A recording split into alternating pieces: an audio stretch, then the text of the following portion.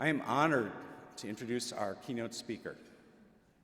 Jade Wong is a strategist turned entrepreneur with a passion for advancing women's health, sustainability, and equity through innovation. She previously served as the 2015-16 KIWIN'S district governor and was a member of Circle K's divisional board.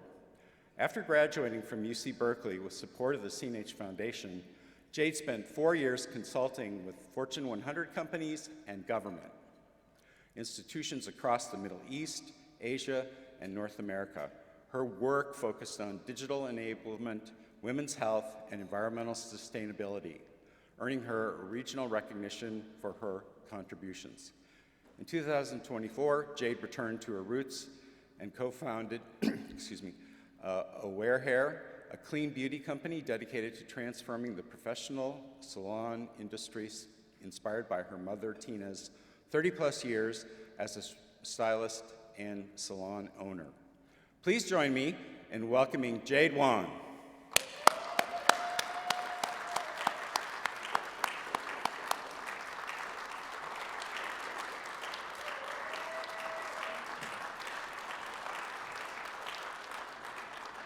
Thank you so much, everyone. Thank you so much, Bob, for that kind introduction. Good morning, everyone. Who here is awake? Yeah? Anyone asleep? Yes? Well, hopefully by the end of this, I don't put you all to sleep. I really wanted to start off today, thank you so much, with a bit of a confession. Because when Margot, or as I still call her, Miss Dutton, when she presented me with this wonderful opportunity, well, I almost said no.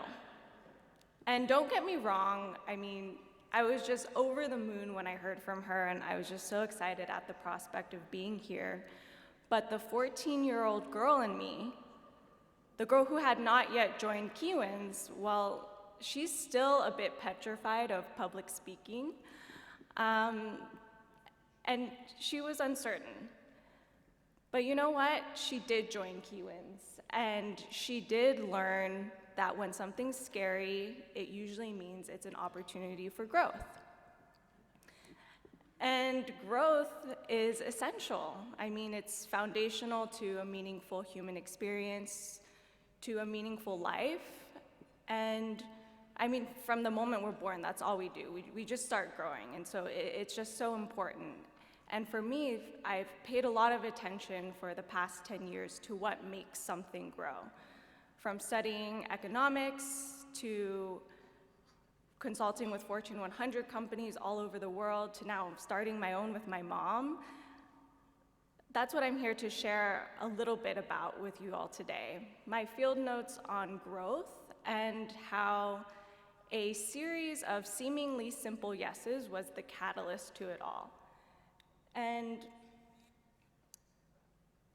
so this is the title of my presentation, and it's not coordinated with Jen at all, even though it really seems like it is. I didn't realize that the whole initiative was the power of yes, but it somehow works out beautifully. And before I say more, I want to ask everyone to take a moment here to close your eyes if you're comfortable and think of somebody who once said yes to you. Someone who helped you reach a goal that seemed a bit far off. Someone who believed in you before you believed in yourself. So keep that person in your mind for just a second. Remind yourself, what did they do for you? What did they say that made you feel possible? How did they help you grow? Are you thinking of that person now?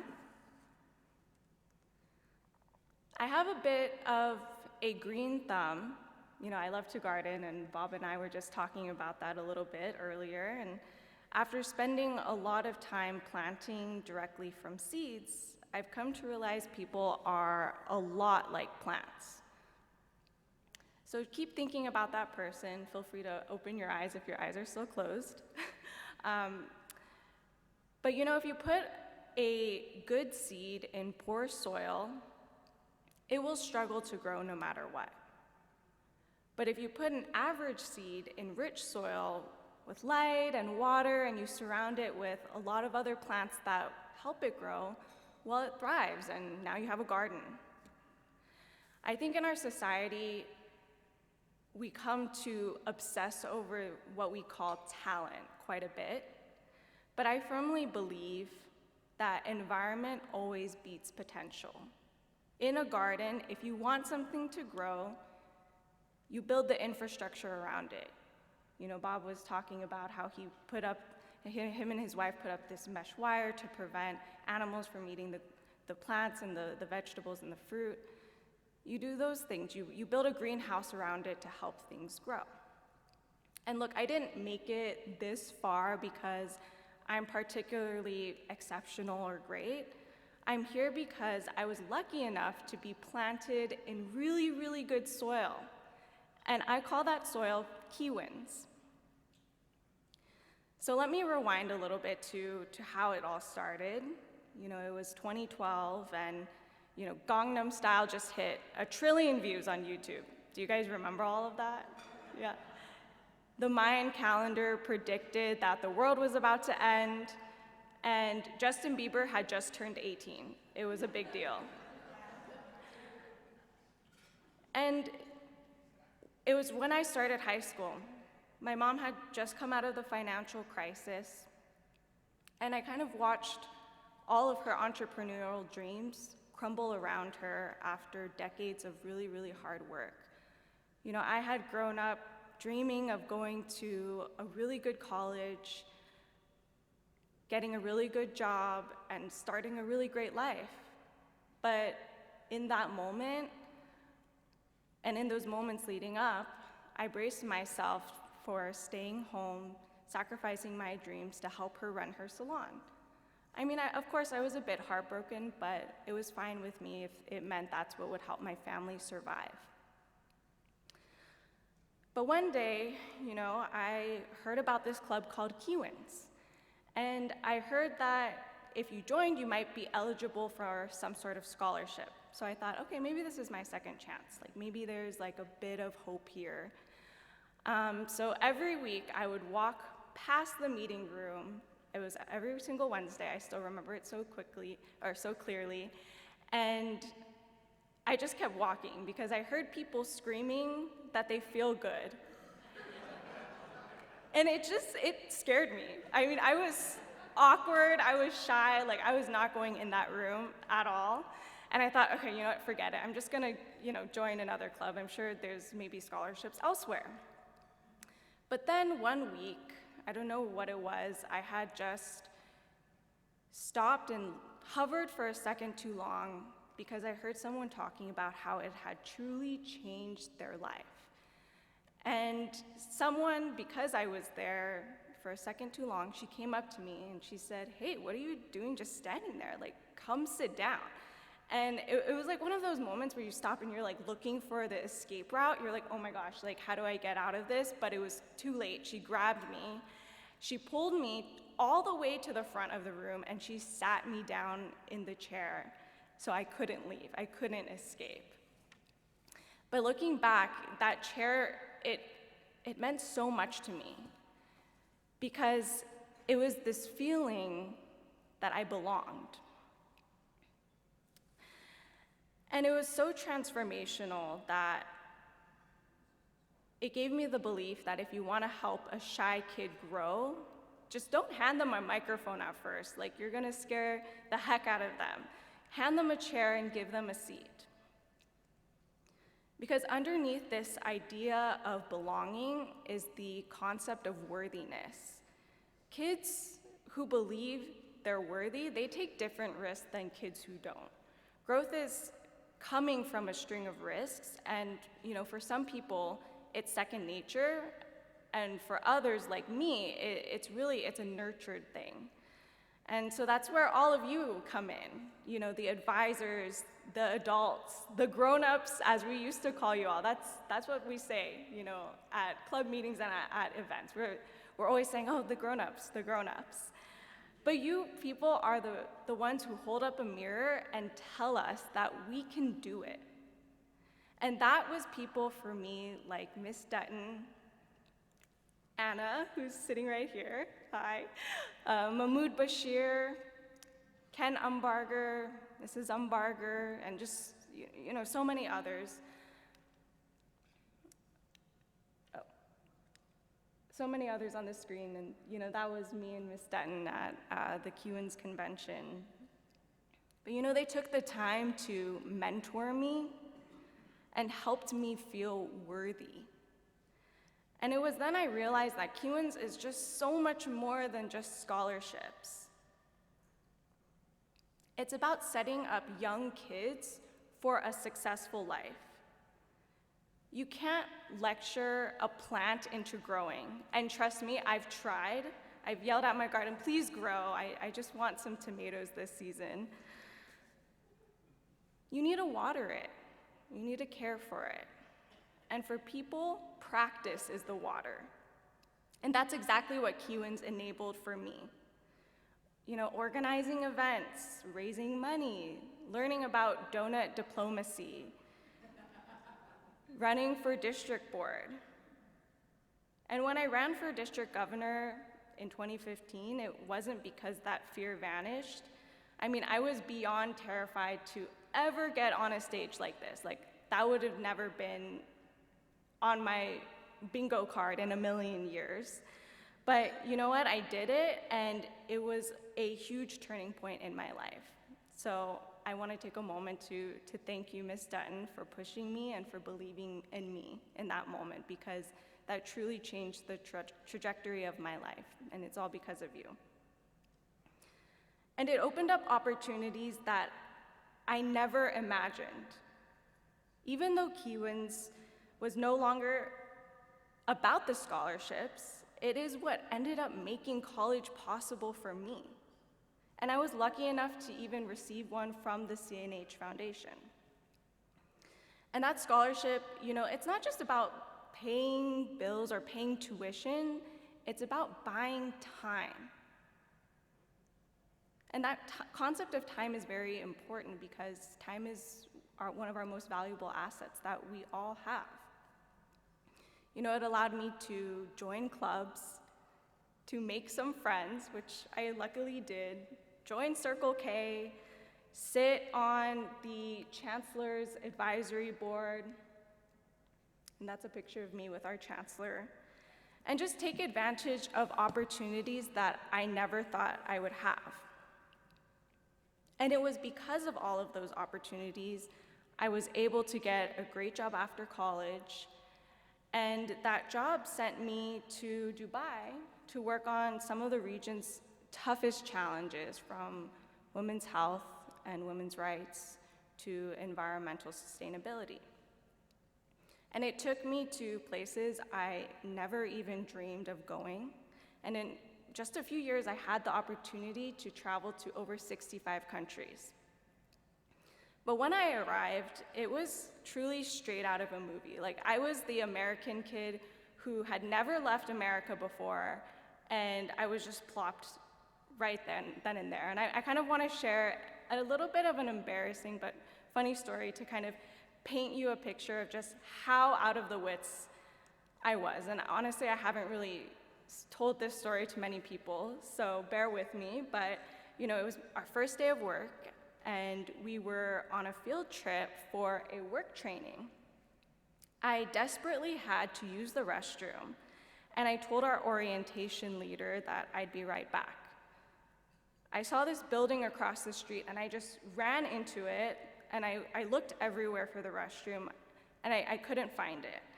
So eventually, after about 20 minutes of looking, I emerged unsuccessful, and I go back to this huge group of people just waiting for me, and they're looking at me like I'm insane. I apologized and said, I'm really sorry, guys, but like I just couldn't find the restroom. And they all burst out laughing, like 15, 20 strangers I didn't know at all. And I was so confused. I was like, why are you guys laughing? Like, what's funny? And they pointed to the sign and they said, Jade, read what that sign says. And I have it here today because I took a picture because it was so funny.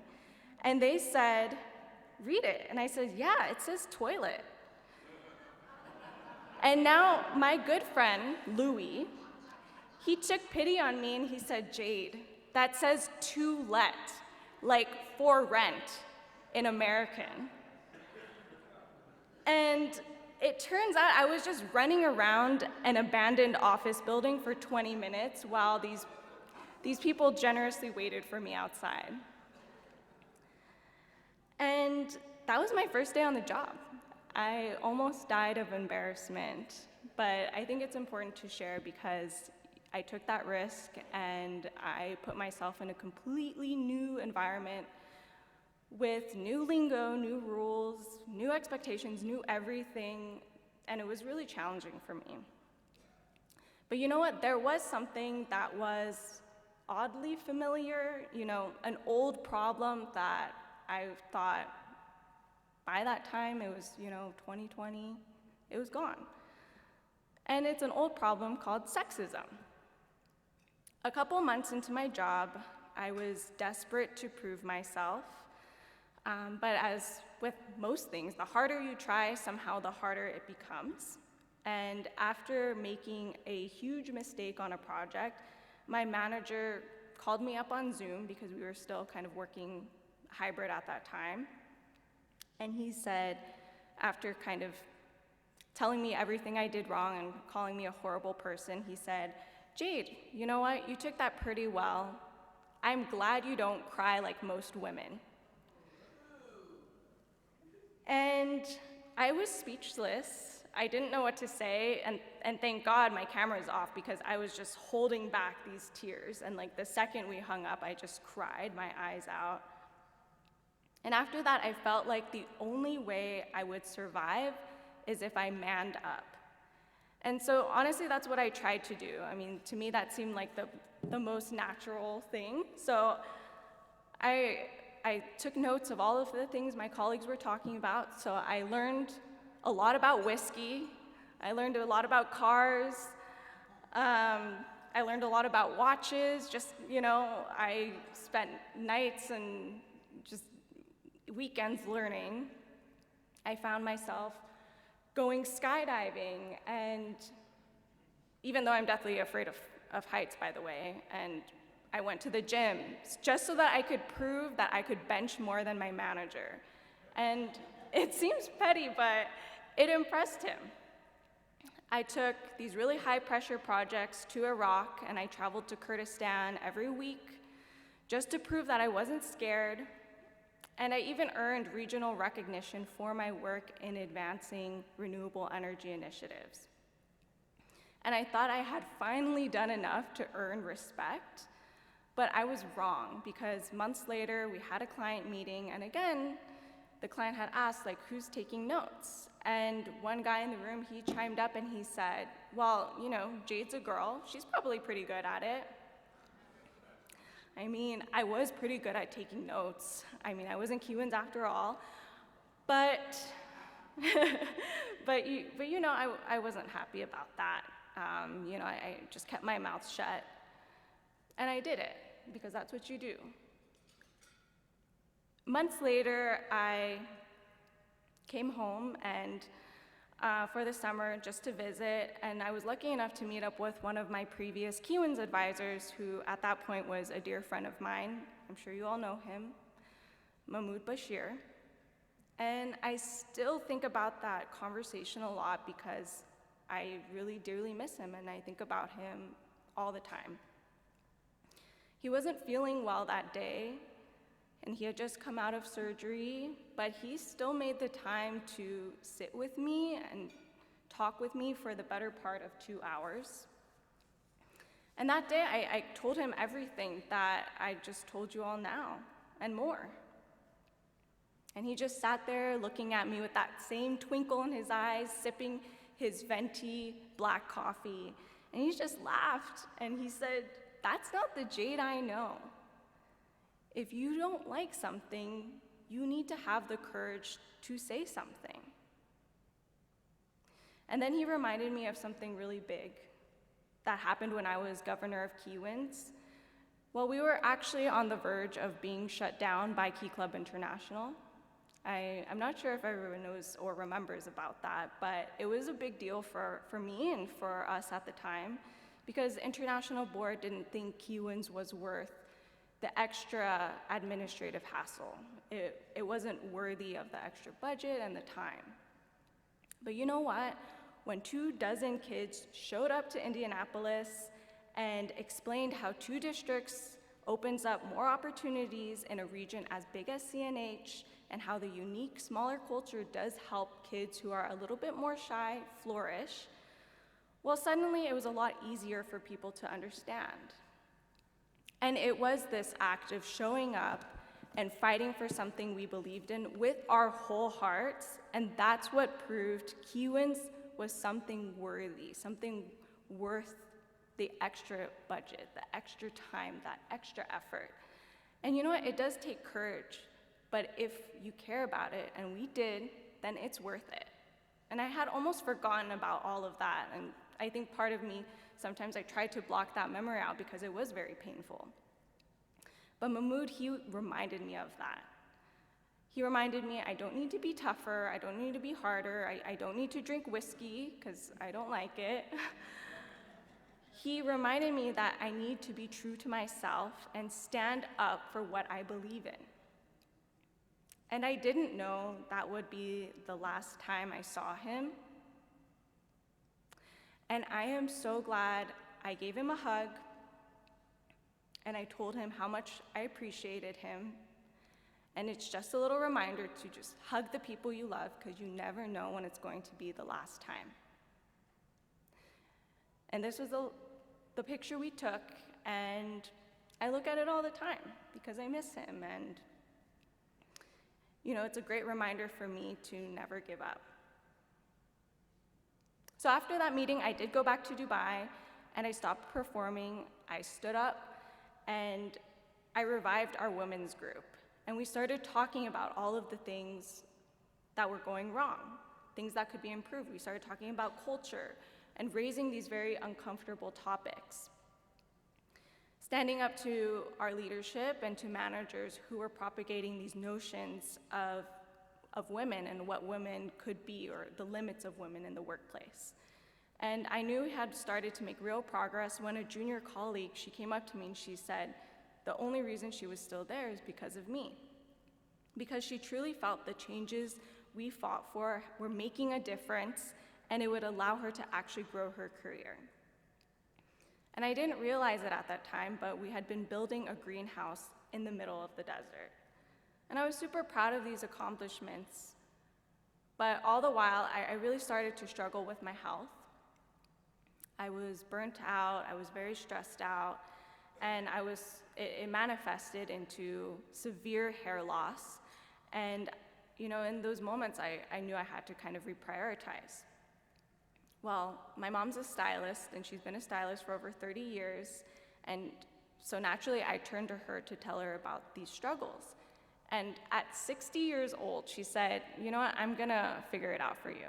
I'm gonna find a solution. So she went back into the lab and worked with a bunch of scientists to create a product.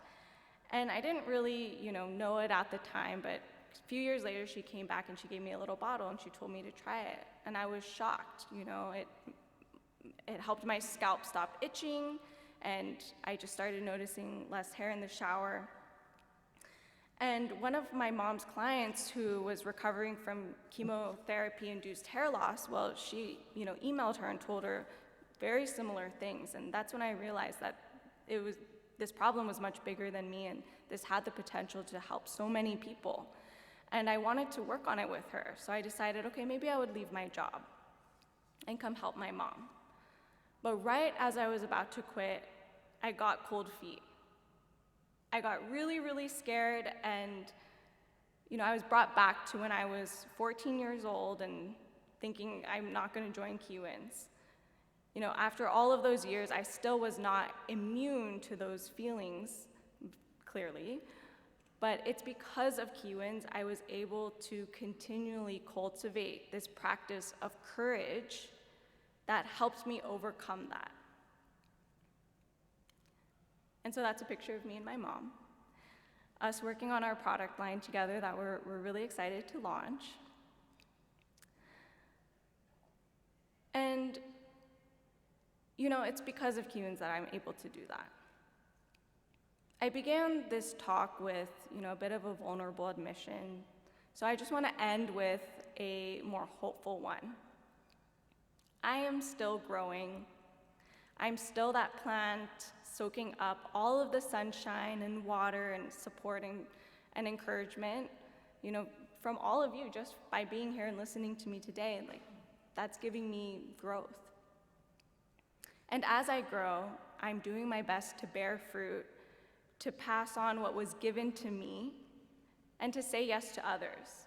Because I know firsthand that one yes can change a life, and when you change a life, you just might change the world. So please keep tending to the garden. Please keep planting those seeds, because the harvest does show up, I promise you.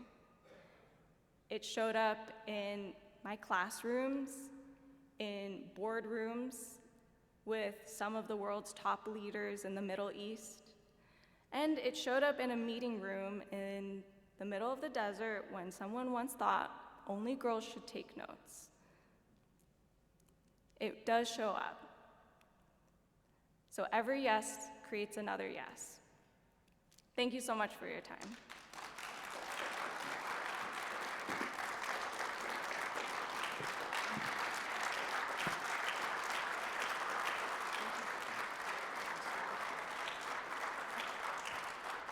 Thank you, Jane, for joining us this morning and sharing how the CNH Children's Fund has impacted your life.